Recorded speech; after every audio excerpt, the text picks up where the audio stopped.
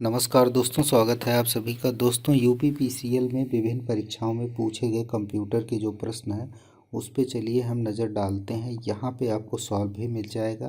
तो चलिए यहाँ पे देखते हैं। जो ग्रीन है वो इसका मतलब वो आंसर सही है। तो चलिए आप देखते रहिए किसका क्या आंसर होगा।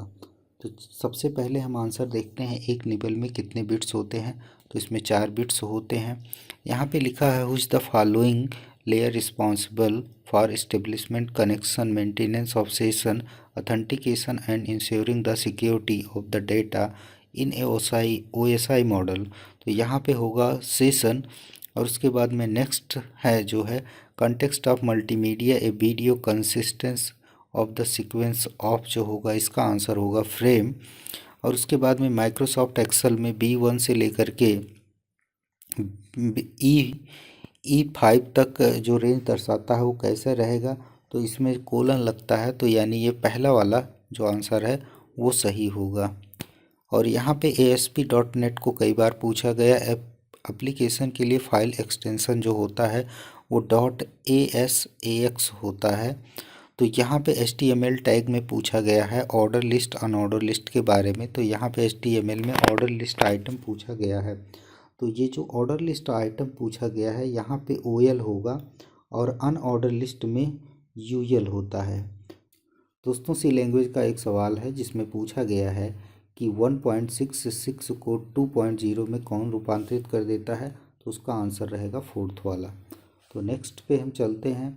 यहाँ पे लिखा है, whose the following popular way to learn the computer without going the classroom. तो उसका जाहिर सी बात है वो ई लर्निंग है। क्वेश्चन नंबर 9 में पूछा गया है कि whose the following condenses file by the doing the enable them the store the less space and send to the faster over the internet. तो जाहिर सी बात है ये डेटा कंपैरिजन जैसे जिप फाइल वगैरह होती हैं उसी के बारे में पूछ रहा है। तो पहला होगा, एक ऑपरेटिंग सिस्टम में सिस्टम कॉल आम तौर पर उपयोग होते हैं जो होते हैं वो सॉफ्टवेयर इंटरप्ट होते हैं। और which the following it is not a valid section break option in a Microsoft Word, वो होता है प्रीवियस पेज में।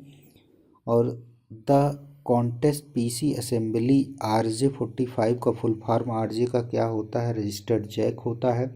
और यहाँ पे क्वेश्चन नंबर 13 पे चलते हैं। इंटरनेट पर ईमेल संचारित करने के लिए निम्नलिखित में से कौन सा मेल सर्वरों के लिए कम्युनिकेशन प्रोटोकॉल है। तो मेल SMTP होता है मेल के लिए। तो IPv4 के लिए की लंबाई कितनी होती है, 32 बिट होती है। और IPv6 के लिए 128 बिट होती है। तो याद रखिएगा। MPEG का जो फुल फॉर्म होता है मूविंग पिक्चर एक्सपोर्ट ग्रुप होता है, एक्सपर्ट ग्रुप होता है। उसके बाद में इसमें पूछा है निम्नलिखित में कौन सा वीडियो टूल नहीं है। तो एडोब इलस्ट्रेटर जो है वीडियो टूल नहीं है, बल्कि कट प्रो जो प्रीमियर एडोब का आफ्टर इफेक्ट होता है एडिटिंग टूल है। तो इलस्ट्रेटर जो है वो एडिटिंग टूल नहीं है वीडियो का। यहाँ पे लिखा है which the following is the also referred as a row in a database. इसमें टप्पल जो होता है वही आंसर सही होगा।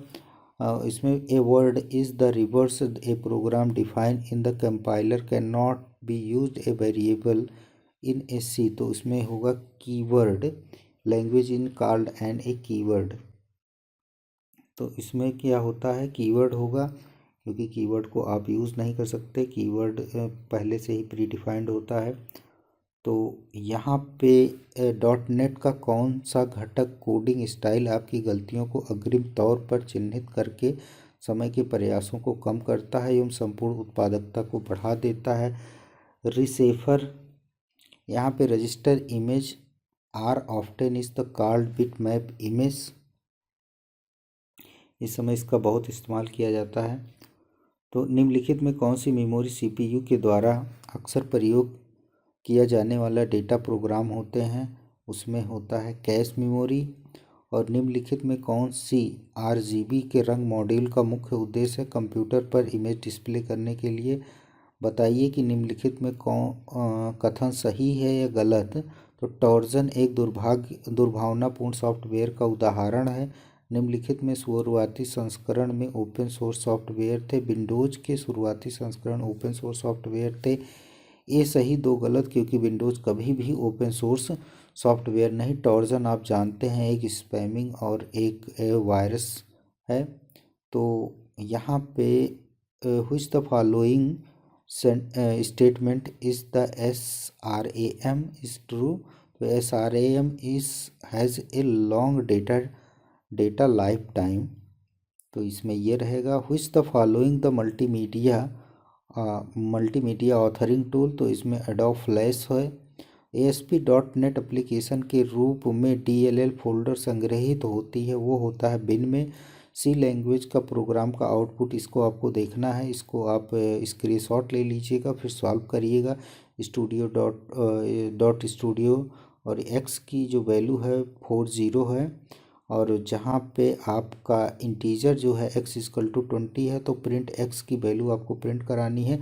जब x की वैल्यू प्रिंट करानी है और ऑलरेडी यहाँ पे दिया गया है, तो आपके पास 20 का 20 ही रहेगा, और जो कि आंसर सही है। यहाँ पे सी लैंग्वेज में कौन सा फंक्शन जो है एन करेक्टरों को किसी दिए गए करेक्टर में सेट करता है। तो स्ट्रिंग को जो है STR सेट लिख दी, STRN सेट जो होता है ये करेक्टर को सेट कर देता है। तो ये इसका कीवर्ड है। और 29 नंबर ये कह रहा है कि निम्नलिखित में कौन सा एडवांस इंक्रिप्शन स्टैंडर्ड को सही ढंग से परिभाषित करता है। जो symmetric and symmetric block cipher है, वही जो है ये काम करता है। तो यहाँ पे फिर is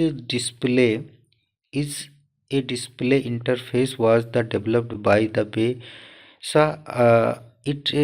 it was the first display interface the a packaged data transmission like the internet ethernet. तो इसमें जो है वो होगा डिस्प्ले पोर्ट। MS पावरपॉइंट 16 में मेनू बार स्लाइडर स्लॉटर है view. Simple it which the following is a default parameter passing machine in C language. Call by value होता है, कॉल बाय बैक होता है, तो यहाँ पे कॉल बाय वैल्यू होगा।